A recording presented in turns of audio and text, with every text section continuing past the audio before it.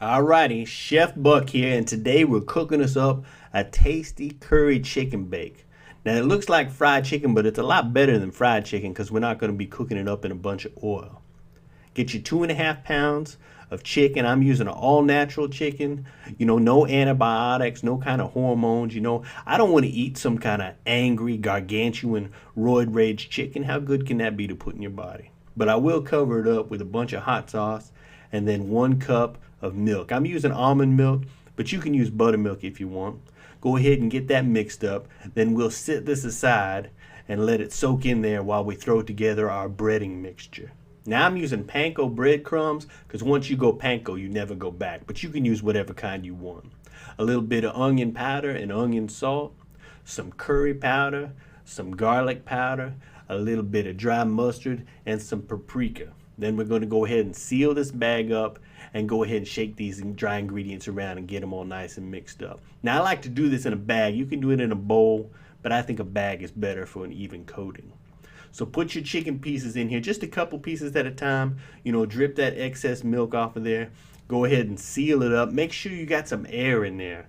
That way, your pieces got room to dance around so that they'll be nice and evenly coated. And you don't have to go all crazy mixing this stuff together. Just a few gentle turns will get them nice and coated. And then you can go ahead and shake off that excess breading and lay them out. If you got a nonstick pan, use that. I just got an old beat up pan here with a little bit of tinfoil on there. Sprayed it down with a little olive oil. And basically you're going to continue shaking this stuff up until you got your pan nice and filled with all of this here chicken. Don't shake it like this. See how sad I look?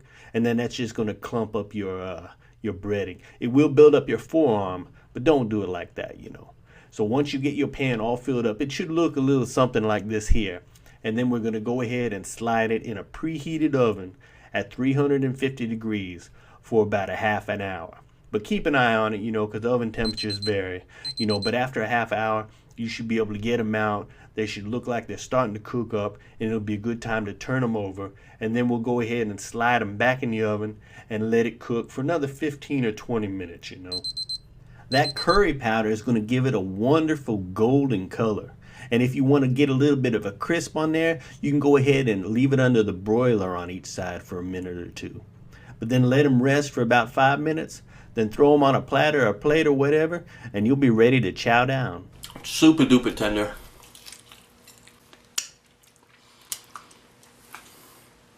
I'm gonna have one more piece. Alrighty, 1, 2, 3. I'm gonna get one more piece. I'm gonna get a small piece.